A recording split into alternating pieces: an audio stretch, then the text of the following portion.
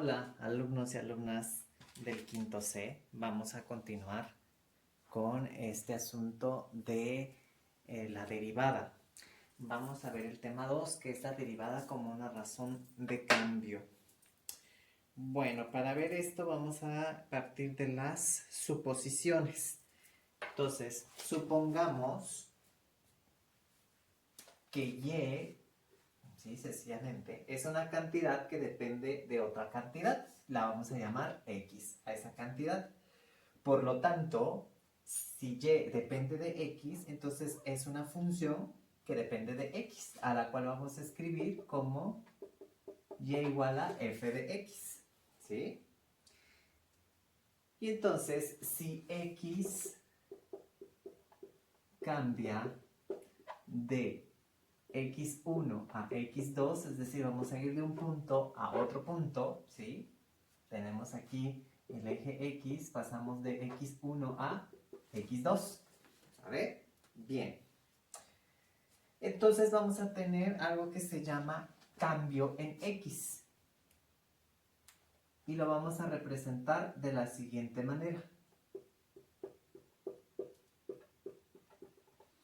Este triángulo que ustedes observan no es un triángulo, ¿sí? Esto se conoce como incremento.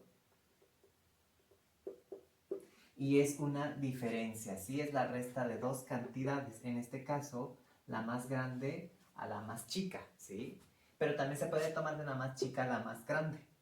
Y cuando este valor es mayor que 0 se llama incremento. Cuando es mayor que 0 se llama decremento. ¿Sí? Independientemente de si es positivo o si es negativo, en general se le llama incremento. Tiene otros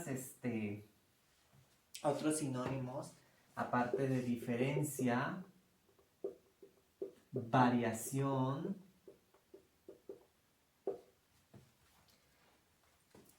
déjenme ver, el otro es, lo tengo en la punta de la lengua y siempre se me está olvidando, es gradiente, el otro. Pero generalmente en el cálculo se utiliza ¿sí? Vamos a quedarnos con incremento.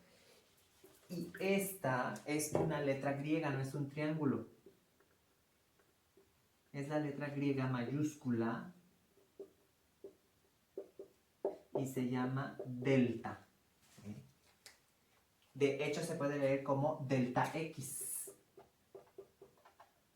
Así, literalmente. Delta x es igual a x2 menos x1. Y por lo tanto, si varía x, también va a variar y, ¿no? Si hay un incremento en x, va a haber un incremento en y. Entonces, el incremento en y lo vamos a escribir de la siguiente manera. Delta y es igual a f de x2 menos f de x1, ¿sí? Porque está en términos de x2 y de x1, y, ¿sale? Pero y es igual a f de x. Bien, si nosotros hacemos la razón de estos dos incrementos, vamos a tener lo siguiente. Delta y entre delta x va a ser igual a f de x2 menos f de x1 entre x2 menos x1. Y esto va a ser sobre el intervalo x1, x2, el intervalo abierto. Así, nosotros vamos a definir algo que se llama razón instantánea de cambio.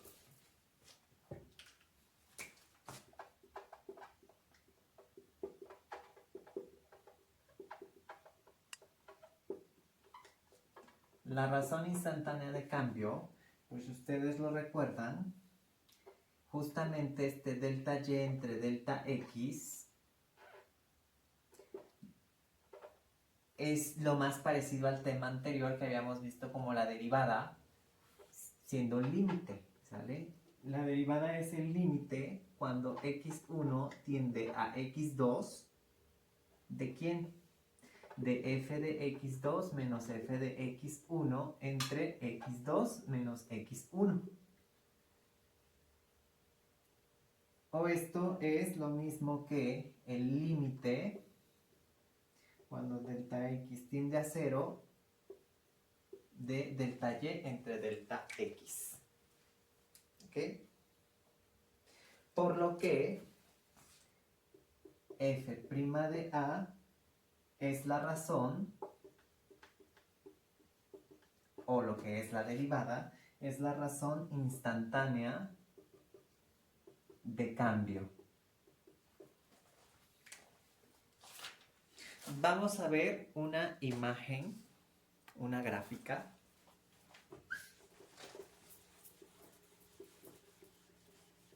De esta razón instantánea de cambio.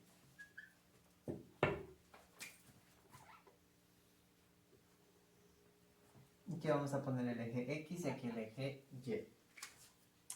Y nuestra curva va a ser la siguiente.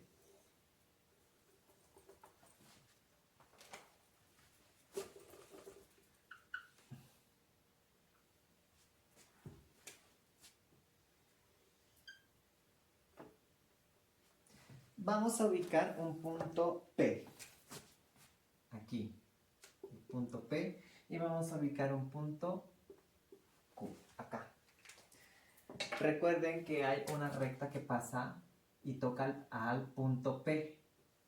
La recta tangente a P. Y aparte tenemos una en Q. Ahí están las dos. ¿Qué vamos a observar? Bueno, si nosotros graficamos la curva y igual a f de x, entonces la razón instantánea de cambio es la pendiente de la tangente a esta curva en el punto x igual a a. ¿Sí? En este caso tenemos a y aquí tendríamos f de a. ¿Sí? ¿Lo recuerdan? Porque teníamos la coordenada que P es A, f de A. ¿Bien? Bueno, esto significa que cuando la derivada es grande, es decir, la curva se empina, fíjense bien aquí, ¿sí? Cómo se está empinando. Los valores de y cambian con rapidez. Si ustedes obtienen la ecuación de esta recta, que ya habíamos visto cómo se puede obtener en el tema anterior, ven que esa pendiente es más grande que esta. La pendiente de P es mayor que la pendiente de Q. ¿Sí? Porque por lo contrario, cuando la derivada es pequeña, la curva casi se aplana. Los valores de y van disminuyendo más lentamente. Los valores de y disminuyen lentamente. ¿Sí? Aquí estos valores, como la pendiente está muy grande, es muy empinada, entonces aumenta más rápidamente. Y aquí aumenta más lentamente. Bien, si nosotros tomamos ahora a S como una función que depende de T minúscula, a eso le vamos a llamar una función de posición de una partícula y que se está moviendo preferentemente sobre una recta, ¿sí? Aunque no necesariamente y no siempre va a ser de esa manera. Ahorita les voy a explicar por qué motivo se toma esa, esta decisión de verlo como una recta. Bien, entonces nosotros vamos a tener que f' de a es la razón de cambio del desplazamiento con respecto al tiempo. ¿Sí? Entonces vamos a tener que f' de a es la razón de crecimiento, perdón, la razón de cambio del desplazamiento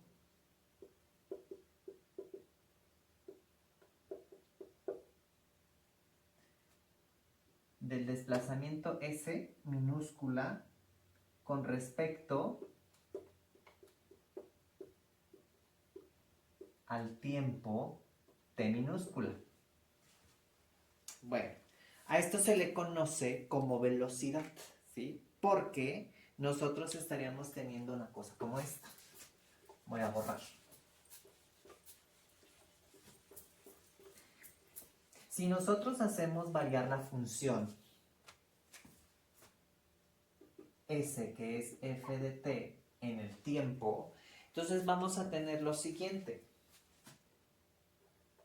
S1, ¿sí?, menos S2 entre el tiempo 1 menos el tiempo 2. Porque claramente esto es la razón de cambio de S en T. También es una forma de decirlo. Y esto, si nosotros tomamos el límite, tenemos el límite cuando delta T tiende a 0. Es lo mismo que el límite cuando T1 tiende a T2. Y tendríamos esa razón de cambio. S1 menos S2 entre T1 menos T2. Y a eso lo conocemos como velocidad. Si esa velocidad, como es velocidad, le ponemos vector.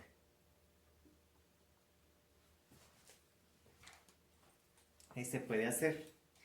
Si nosotros nos vamos un poco más de una manera estricta, bien, vamos a pensar en la gráfica de cómo se va moviendo un cuerpo, un móvil, ya sea una partícula, ya sea un cuerpo robusto, que va a ir del punto A al punto B, ¿sí? Entonces, ¿qué es lo que hace? Imaginen ustedes por un momento que quieren ir de la Ciudad de México, de la Ciudad de Puebla a la Ciudad de México. Entonces, es claro que no en todo el recorrido vamos a ir en una recta, en dirección recta, ¿sí?, que es la distancia más corta entre dos puntos. ¿Qué es lo que va a suceder? El autobús no puede ir así porque se puede encontrar incluso en edificios, y la carretera no necesariamente es así. Entonces puede ser que haga esto incluso, ¿no? Y tiene curvaturas. Es claro que la velocidad no va a permanecer constante, porque además en estos tramos la velocidad puede ser diferente. ¿Por qué? Porque podemos encontrar situaciones en el camino como los semáforos, como que la carretera es curva, ¿no? Y cuando hay curvas, pues vamos un poco más lento. Bien. Entonces, ¿qué es lo que se hace en la física? Bueno, para simplificar las cosas, vamos partiendo esto en pedazos. Vamos a ir por la mitad. Y luego la mitad. Y luego la mitad, y así sucesivamente. De tal manera que si seccionamos, hacemos cortes muy pequeñitos y hacemos un zoom. Vamos a ir a esta parte, ¿sí?